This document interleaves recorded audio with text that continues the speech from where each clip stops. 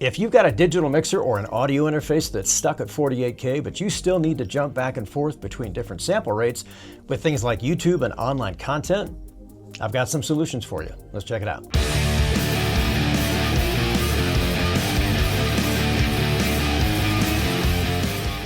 Hey guys, it's Steve from Featherlight Studio, and I've gotten this question quite a bit lately.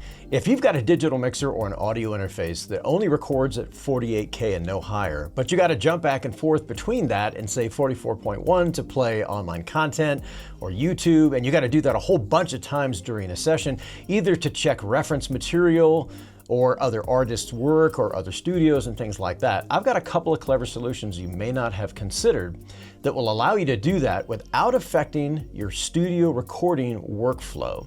So in this video, I'm going to show you how to bounce back and forth between those two sample rates on a system that's stuck at 48K. Let's check it out. All right, so first the problem. I've had a lot of requests for this video recently, and I think it's because a lot of us face this same issue. And the problem is this: if you're trying to jump back and forth between sample rates, if you have a digital mixer or an audio interface that has a high track count, some digital mixers have 32 channels or even 64 channels or even pushing more than that by the time you add stage boxes and a lot of other things. So perfect example is if you're working in a house of worship or in a broadcast center, for example, and you need to play back different sample rate streams, you got to reboot the system to do that, or at least you got to restart the system to do it. And that's a lengthy procedure, it can take a couple of minutes. That's not really practical, for example, during a church service or during a broadcast service. So one of the ways to get around this issue is to actually not have the digital mixer or the audio interface do the conversion in the first place. If you need to play back different sample rates, the problem is actually the track count. Changing 64 channels or 128 channels of audio is a massive computer-intensive process, and it's true for the digital mixer or for the audio interface. However, one of the things you might not have considered is to actually use a television as your monitor, as your computer monitor. And this solves a couple of problems. A television actually has an audio interface, most modern ones, built into it. It's a 2-channel interface instead of a 128-channel interface. And that's a gigantic difference, which means if your television is actually doing the sample rate conversion for you, it can jump back and forth effortlessly on the fly because it's a pretty lightweight conversion. It's only doing 2 channels at a time. And the way to get around this, how this actually works, is a television actually has an output for that. Its audio interface, just like the HDMI cable on the back that delivers both audio and video.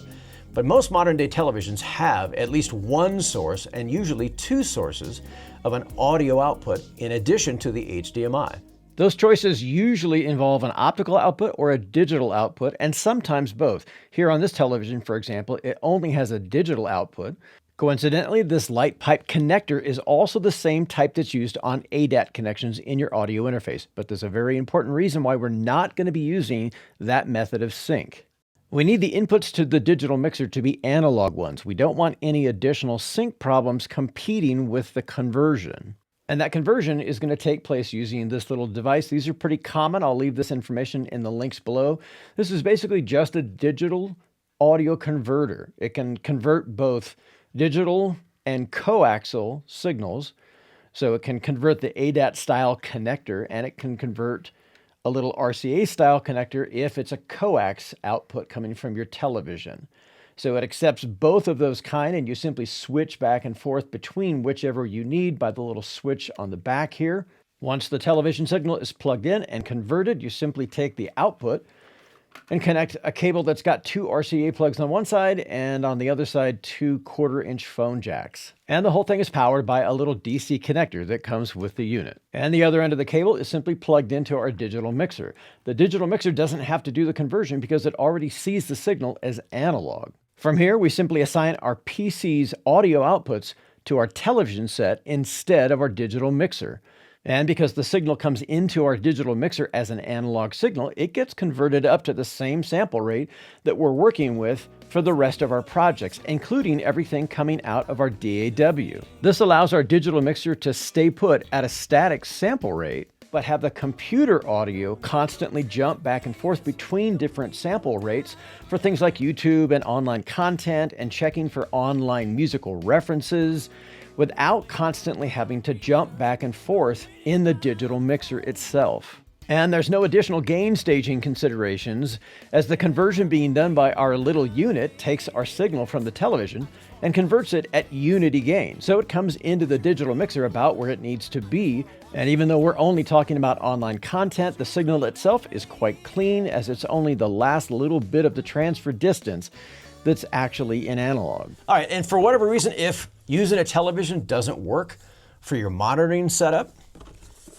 most computers, and this is true of Mac and PC, also have built-in sound cards as well.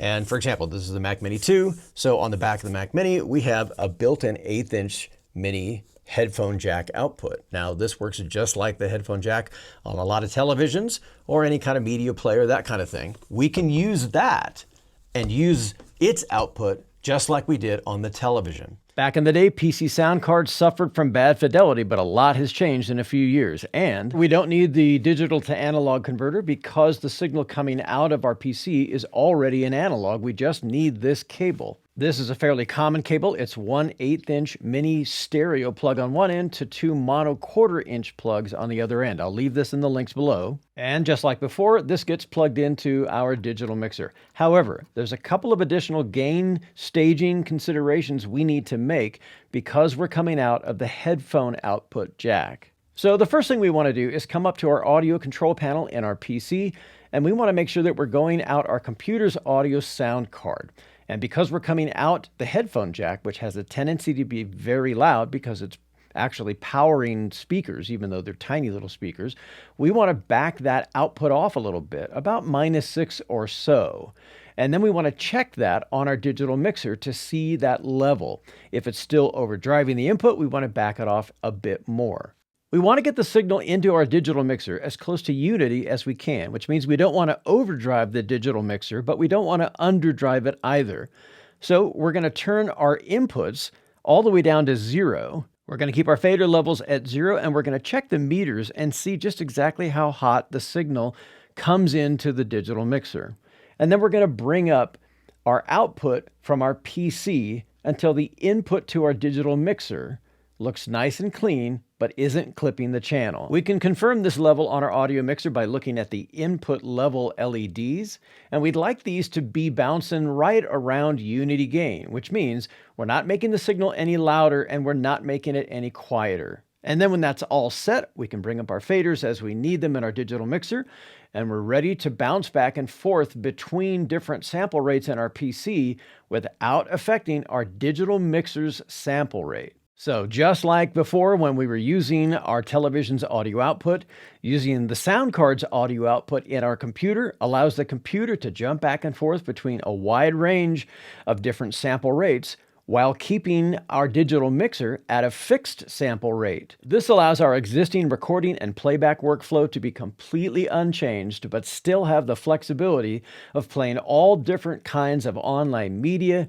and reference material. So as you can see, even if your digital mixer or your audio interface doesn't record any higher than 48K, these are a couple of methods that can allow you to jump back and forth between different sample rates without constantly having to reboot your gear during a recording session. And that's a pretty giant pain in the butt, especially when you're in the creative workflow.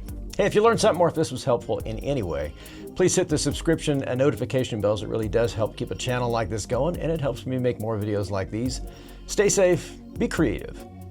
Add something creative to the world. I could really, really use it. Take care. We'll catch you guys in the next video.